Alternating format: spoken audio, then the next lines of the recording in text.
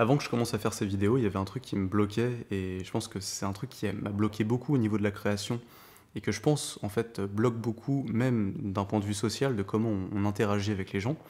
C'est que j'avais très peur que les gens se fassent une mauvaise idée de moi en fait. Que en fait je publie quelque chose, que j'ai créé quelque chose, mais que comme j'ai pas mis assez d'éléments à l'intérieur pour qu'on comprenne vraiment qu'est-ce que je veux penser et dans quel contexte je le replace et comment est-ce que je pense réellement, en fait les gens comprennent pas exactement qui je suis et qu'ils se fassent une mauvaise idée de moi. Par exemple, je voulais faire des vidéos de développement personnel et j'en fais. Je fais des vidéos de développement personnel, c'est factuel, mais j'avais pas envie qu'on me prenne pour n'importe quel coach de développement personnel, j'avais pas envie qu'on me prenne pour un gars complètement matrixé par ça, mais en même temps, j'avais pas non plus envie que les gens pensent que je condamne complètement les coachs en développement personnel et que je pense que en fait c'est complètement des merdes de faire ça. Et d'un autre côté, si je voulais pouvoir dire ça, il fallait d'abord que je parle de politique parce que pour moi ça se replace dans un contexte politique, mais s'il fallait que je parle de politique, il fallait d'abord que je parle de philosophie parce que pour moi c'est philosophiquement qu'on pouvait expliquer que politiquement, on pouvait expliquer que les coachs, on pouvait expliquer que... Bref. Et au final ça m'amenait à vouloir créer des vidéos qui n'avaient aucun putain de sens en fait, où je partais d'un sujet et j'allais à un autre sujet, en fait je me justifiais constamment de faire le sujet en question. Et à la cause de ça, il y avait à l'intérieur de moi une peur qui était complètement contradictoire en fait.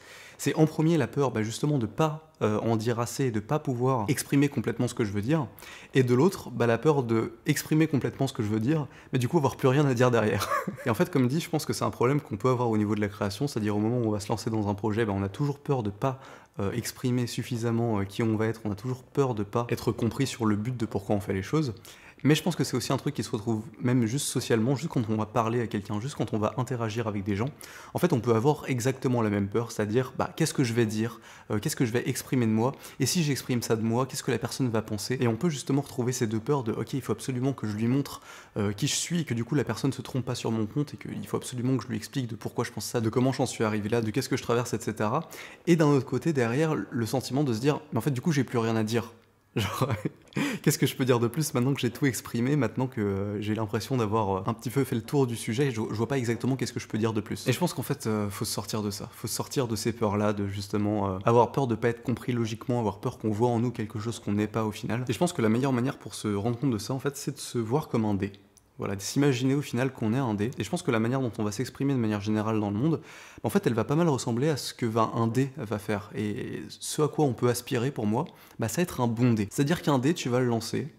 Au final, qu'est-ce qu'il va faire? Il va tomber sur une face en particulier, et c'est pour ça qu'on va aimer le dé. C'est que le dé, quand tu vas le lancer, il va montrer une seule face. Mais il va bien la montrer. Et qu'en fait, qu'est-ce qui va décider quelle face il va montrer plutôt qu'une autre? C'est le hasard. Et en fait, pour moi, voilà, c'est exactement comme ça qu'on doit s'imaginer dans la vie en général. C'est comme ça qu'on doit penser et appréhender la façon dont on va se comporter avec d'autres personnes. C'est qu'en fait, c'est le hasard qui va décider quelle face de nous on va montrer. C'est le hasard des situations dans lesquelles on va se retrouver qui va dire « Ok, j'ai envie d'exprimer cette face-là plutôt qu'une autre ». Et il me semble qu'en fait, c'est ça sur quoi on doit se concentrer en tant que personne, c'est toujours vouloir exprimer très bien une face sur laquelle on pense être tombé. Mais derrière nous, justement, si le dé nous montre qu'une seule face, on sait que derrière, il en a plein d'autres. Et justement, ce qu'on va aimer, c'est les deviner, c'est savoir que ces autres faces, elles sont présentes, mais qu'elles sont pas tombées encore cette fois-ci. Si on a vu le 9, on sait qu'il y a un 8, on sait qu'il y a un 7, on sait qu'il y a un 6, et on se demande quand est-ce qu'elles vont tomber, à quel moment elles vont tomber, quel scénario de hasard va faire qu'on va voir cette face-là plutôt qu'une autre. En fait, justement, voilà, je pense que ce qu'il faut arrêter, c'est arrêter de se concentrer sur le fait d'être un dé.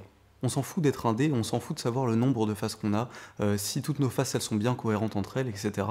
Mais en fait, la seule chose auquel un dé doit faire attention, c'est de bien exprimer la face sur laquelle il est tombé au moment où il est tombé. Et en fait, c'est que extérieurement que les autres vont voir qu'en fait le dé est un dé. Et c'est que extérieurement que les autres vont voir d'abord la face en question, la face qu'on présente au monde, mais c'est que extérieurement aussi que les autres vont réussir à deviner en fait quelles sont toutes nos autres faces, et qui vont vouloir chercher à deviner quelles sont toutes nos autres faces. Et à terme, c'est ça qui est drôle en fait. À terme, c'est ça qui est drôle. En fait, ce qui est drôle, c'est de savoir qu'en soi, on a des milliers de faces. Et ce qui est drôle en fait, c'est de montrer qu'une seule face de soi, et de voir ce que les autres vont réussir à deviner d'eux-mêmes en regardant juste cette face qu'on choisit de montrer au monde. Et c'est là justement où je pense qu'on peut saisir la joie de ce que c'est de s'exprimer.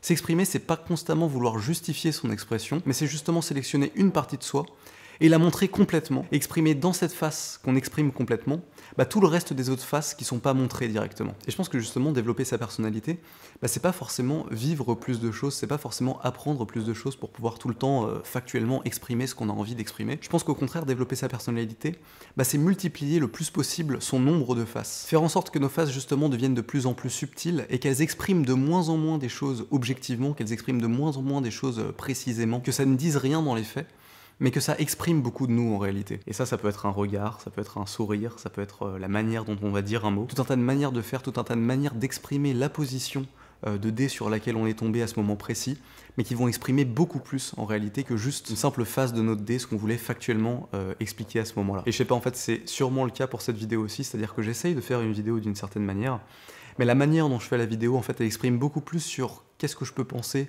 et qu'est-ce que je suis et ce que je pense que si je voulais l'expliquer complètement en une vidéo, je pense qu'en fait, j'exprime déjà quelque chose. Et même moi, en fait, je sais pas forcément ce que c'est. Donc voilà, pour résumer, je pense qu'en fait, on n'a pas besoin de vouloir tout exprimer. On peut juste exprimer une partie de nous en particulier et se dire qu'en fait tout le reste se fait assez naturellement. Et puis de toute façon, quoi qu'il arrive, si on a envie d'être des bons dés, si on a envie de bien s'exprimer, quoi qu'il arrive, on pourra tomber que sur une face à la fois et on pourra correctement exprimer qu'une seule partie de nous-mêmes. Et en fait, bien l'exprimer, bien exprimer cette partie de nous-mêmes, c'est sans doute juste ça qui est important. Donc voilà, je te remercie de m'avoir écouté, je te souhaite une très bonne journée et je te dis à plus tard.